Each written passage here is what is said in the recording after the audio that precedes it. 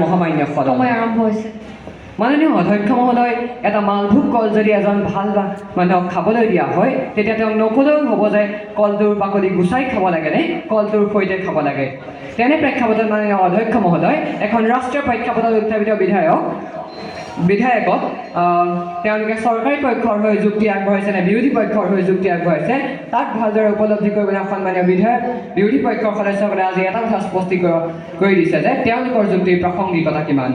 মাননীয় অধ্যক্ষ মহোদয়, সন্মানীয় বিৰোধী পক্ষৰ সদস্যসকললৈ মোৰ এটা প্ৰশ্ন আছে যে সদন চলি থকাৰ মাজতে সন্মানীয় অধ্যক্ষ মহোদয়ৰ অনুমতি নোলোৱাকৈ সদন ত্যাগ কৰাৰ অধিকাৰ তেওঁলোকে ক'ত পালে সেয়া স্পষ্টীকৰণ দি দিলে মই অধিক ভাল পাম।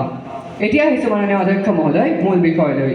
মাননীয় অধ্যক্ষ মহোদয়, এখন শিক্ষা ব্যৱস্থাৰ প্ৰয়োজনীয়তা তেতিয়াই উপলব্ধি কৰিছিলোঁ যেতিয়া মোৰ ঘৰৰ কাষৰে এজন দাদাক তেওঁৰ ব্যক্তিত্বৰ ওপৰত প্ৰশ্ন কৰোঁতে কৈছিল যে মই BA পাছ কৰিলোঁ আৰু তাৰ পাছত যেন ক'বলৈ হুমুনিয়া কাঢ়িছিল।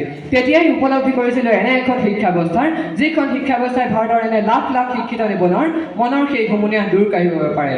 আৰু নতুন ৰাষ্ট্ৰীয় শিক্ষানীতিও এইসমূহ দিশৰ ওপৰত গুৰুত্ব আৰোপ কৰি পূৰ্ব প্ৰচলিত শিক্ষা ব্যৱস্থাৰ ফোপোলা স্বৰূপৰ অন্ত পেলাই যি এক নতুন শিক্ষা ব্যৱস্থাৰ সূচনা কৰিছে, তেনে এখন শিক্ষা ব্যৱস্থাৰ বাস্তৱিকতা উপলব্ধি কৰিছোঁ বাবেই সদনত উত্থাপিত বিধেয়কৰ পূৰ্ণ সমৰ্থন আগবঢ়াই চৰকাৰী পক্ষৰ আসন গ্ৰহণ কৰিছোঁ।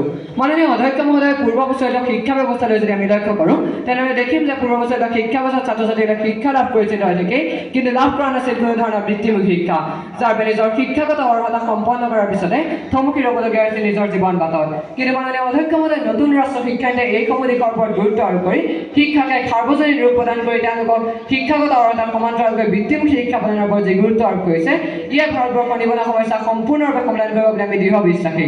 মাননীয় অধ্যক্ষ মহোদয়, বৰ্তমান সময়ত আমি যদি চাবলৈ যাওঁ আমাৰ সমাজত এনে বহুতো ছাত্ৰ ছাত্ৰী আছে যি শিক্ষাৰ ক্ষেত্ৰত দুৰ্বল, কিন্তু মাননীয় অধ্যক্ষ মহোদয়, নতুন ৰাষ্ট্ৰীয় শিক্ষানীতিয়ে এইসমূহ শিক্ষাৰ্থীৰ ওপৰত অধিক গুৰুত্ব আৰোপ কৰি তেওঁলোকক শিক্ষাৰ সমান্তৰালকৈ বৃত্তিমুখী শিক্ষা প্ৰদানৰ জৰিয়তে তেওঁলোকক সাক্ষৰতা প্ৰদানৰ ওপৰত অধিক গুৰুত্ব আৰোপ কৰিছে। ইয়ে ভাৰতবৰ্ষৰ নিবনুৱা সমস্যা সম্পূৰ্ণৰূপে সমাধান কৰিব বুলি দৃঢ় বিশ্বাসী।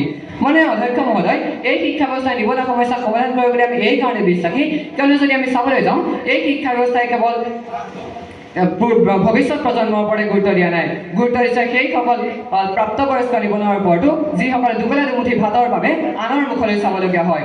এই শিক্ষা ব্যৱস্থাই সেইসকল নিবনুৱাকো শিক্ষা প্ৰদান কৰি তেওঁলোকক 2030 চনৰ ভিতৰত সম্পূৰ্ণৰূপে নিয়োগৰ যি আশ্বাস প্ৰদান কৰিছে, ইয়ে ভাৰতবৰ্ষৰ নিবনুৱা সমস্যা সম্পূৰ্ণৰূপে সমাধান কৰিব বুলি আমি দৃঢ় বিশ্বাসী। সময়ৰ প্ৰতি লক্ষ্য ৰাখি সন্মানীয় বিৰোধী পক্ষৰ এটি প্ৰশ্নৰ মই উত্তৰ দি দিব বিচাৰোঁ যে এই শিক্ষানীতিখন কাৰ্যকৰীৰ বাবে ৰাষ্ট্ৰীয় শিক্ষানীতিখন যদি তেওঁলোকে ভালদৰে অধ্যয়ন কৰে তেনেহ'লে তেওঁলোকে দেখিব যে ৰাষ্ট্ৰীয় শিক্ষানীতিৰ 27 নং দফাত 59 নং পৃষ্ঠাত স্পষ্টৰূপে উল্লেখ কৰি থোৱা আছে যে এনে এখন ভৱিষ্যতমুখী শিক্ষা ব্যৱস্থা ভাৰতবৰ্ষত স্তৰ অনুসৰি আগুৱাই নিয়া হ'ব আৰু 2030 চনৰ ভিতৰত ভাৰতবৰ্ষত সম্পূৰ্ণৰূপে 50% নিবনুৱা সমস্যা সমাধান কৰাৰ আশ্বাস প্ৰদান কৰিছে। শেষত সন্মানীয় বিৰোধী পক্ষৰ সদস্যসকলক মই এটা কথাই জনাওঁ যে তেওঁলোকে সদনত উত্থাপিত বিধেয়কখন ভালদৰে অধ্যয়ন কৰক আৰু সদনত উত্থাপিত বিধেয়কখনৰ পূৰ্ণৰূপে সমৰ্থন আগবঢ়াই চৰকাৰী পক্ষৰ আসন গ্ৰহণ কৰক। অতঃপৰ সন্মানীয় বিৰোধী পক্ষৰ সদস্যসকলে তেওঁলোকৰ চালে বেৰে কোবোৱা যুক্তি দাঙি ধৰি সদনত এটা কথা স্পষ্ট কৰি দিছে যে শগুন যিমানেই ওপৰত নুৰক কিয় তেওঁলোকৰ চকু কিন্তু সদায় গেলা পচাৰ ওপৰতে। সেই সন্মানীয় বিৰোধী পক্ষৰ সদস্যসকলক মই এটা আহ্বান জনাওঁ যে তেওঁলোকে আজি সদনত উত্থাপিত বিধেয়কখনৰ বাস্তৱিকতা উপলব্ধি কৰি আমাৰ চৰকাৰী পক্ষৰ আসন গ্ৰহণ কৰক। ধন্যবাদ মাননীয় অধ্যক্ষ মহোদয়, ধন্যবাদ মহামান্য সদন।